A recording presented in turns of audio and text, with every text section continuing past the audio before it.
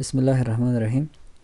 دوستانو ښه راغلاست. هیله ده چې صحت ولرئ. نننۍ ویډیو مو د دې په اړه ده چې څنګه کولی شو د سی ام ډي له طریق نه یو فلش بوټیبل کو.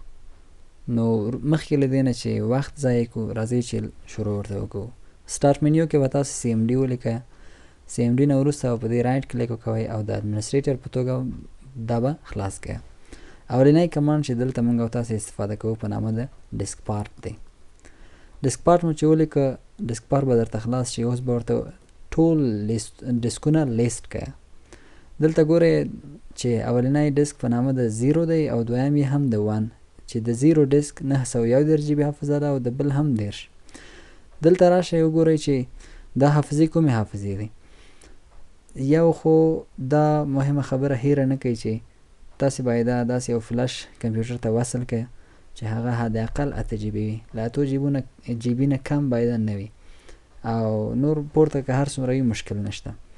نو راشه دلته دوه حافظې لرو. یو د ما اکسټرنل ډرایو دی او زه غواړم چې همدغه ډرایو زه من حیث د بوټیبل ډرایو جوړ کړم، بوټیبل فلش جوړ کړم. او دویم چې دی د ما د کمپیوټر حافظه ده. نو زه غواړم چې اول دا پاک کړم او وروسته له دې باندې په دې باندې کوډونه ولیکم. نو را به شو ادامه به ورکړو خپل کار ته. د دې لپاره چې موږ په دې فلش کې کار وکړو نو تاسو دلته وینئ چې د ما فلش 32 جی بي ده، 10 جی بي د استفادې وړ ده. راشئ دا انتخاب کړئ. څنګه انتخاب کیږي؟ نو دلته ورته ولیکئ چې select disk 1. دا مو چې ولیکه disk 1 is now the selected disk وای او دا disk 1 چې کوم نوم یې دی دا وای اوسنی انتخاب شوی دی. د دې لپاره چې تاسو مطمئن شئ چې آیا دا انتخاب دی که نه دی نو ښه ورته وګورئ. زه list disk ولیکم، ډیسک 1 سره به د ستوري علامه راشي. په دې ډیسک 1 چې انتخاب دی اولنی کمانډ بل چې دی وروسته له انتخابېدو نه هغه کلین دی. دا به مکمل مونږه کلین کو. چې کلین هم که وروسته له دې نه به کریټ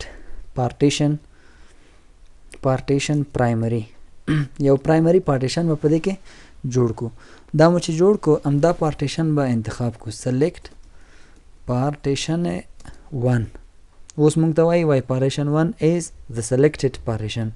وای selected partition د تا چې کوم ده هغه partition 1 ده چې همدا مونږه جوړ کړ. وروسته له دې چې مونږ وکولی شو له دې نه استفاده وکړو نو دې لپاره اکټیو کمانډ لیکو. اکټیو مو چې ولیکو بیا به څه کار کوو؟ اوس یې فارمټ کوو.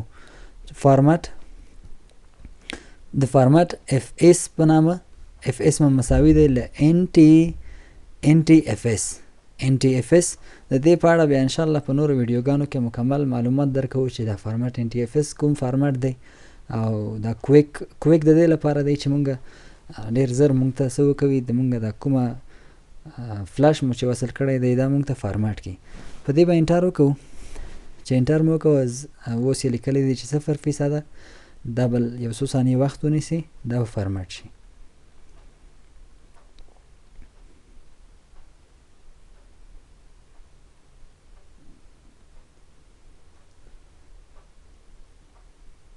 دا دوستانو تاسو ګورئ چې یو څو ثانیې وخت یې ونیوه. که چیرې ډیټا د ما په فلش کې ډیره زیاته وای کیدای شي زیات وخت نیولی وای. اما ډیسک پارت سکسسفولي فارمټډ د فالیم دا یې فارمټ کړه. وروسته له دې نه به تاسې د اساین کمانډ پکې ولیکئ. اساین مو چې ورته ولیکه نو اوس د تاسو اوله مرحله خلاصه شوه. دویمه مرحله چې تاسو شروع کوئ باید له ډیسک پارت څخه ووځئ. اگزیټ مو چې ولیکه په دې وخت کې به تاسې د تاسو د یو سی ډي باید په کمپیوټر کې وي. د دې لپاره چې تاسو وکولی شئ هغه سی ډي دې فلش ته ور انتقال کړئ. یعنی تاسو کولی شئ چې بیا په همدې طریقې سره د دې دغه کوم لیټر چې دی هر ډرایو دلته یو لیټر لري چې دلته د ما سی ډي په ډي ډرایو کې پرته ده نو دا ډي به زه دلته کاپي کړم. څنګه ښه ورته ګورئ دوستانو. دلته به راشم او به لیکم چې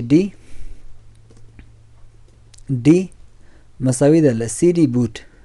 څه سره؟ سی ډي بوټ. دا مې چې ولیکه بیا به ورته ولیکم چې سی ډي بوټ.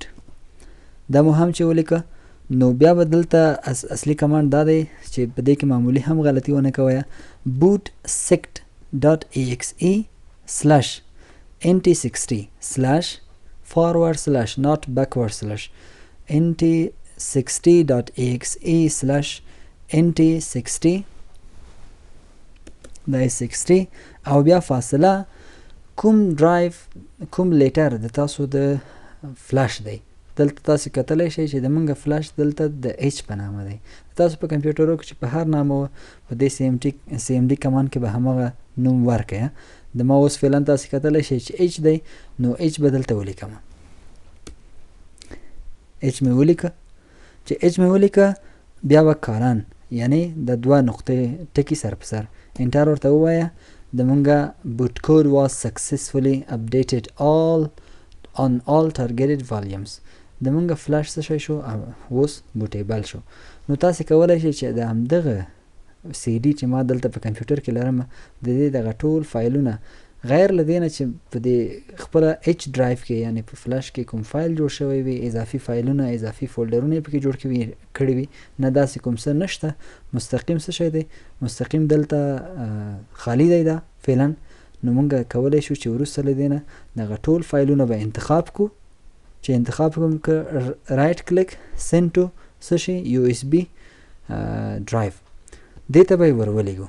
چې وروم لېږله دا به یو څه وخت ونیسي نظر د دې حافظې ته چې څومره ځای نیسي. 4 جی بي دی او سپیډ هم دومره دی. نو دوستانو چې کله دا خلاص شي تاسې کولی شئ چې دا بیا هر کمپیوټر ته ور وصل کړئ. کمپیوټر یې پیژني چې دا بوټیبل دی او د یوې سی ډي په توګه ورسره طرزالعمل کوي. دا چې څنګه بیا انسټال شي هغه انسټالیشن طریقه ډېره ساده ده. که چیرې د تاسو ډیل کمپیوټرونه وي نو چې کله کمپیوټر تاسو ولګوئ پاور بټن پریس کړئ، فقط F12 پر لپسې ووهئ. هلته اپشنونه درکوي چې تاسې بوټ کوئ له څه شي د یو اس بي سټوریج له طریق نه. یو اس بي سټوریج ته ورته ووایئ د دې به خپله د فلاش وپیژني او مکمل وینډوز به انسټال شي.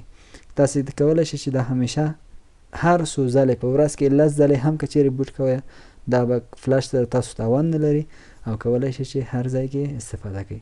دوستانو دې لپاره چې تاسې د مونږ نورو ویډیوګانو نه بخبر سئ د مونږ چینل در سره سبسکرایب کړئ او که چیرې کوم نظر پوښتنه د تاسو وي کولی شئ چې په کامنټ کې له مونږ نه وپوښتئ. انشاءالله چې مونږ به په ډېر زر تاسو ته بیرته ځواب درکړو. د نن ورځې لپاره مو همدا ویډیو دوستان.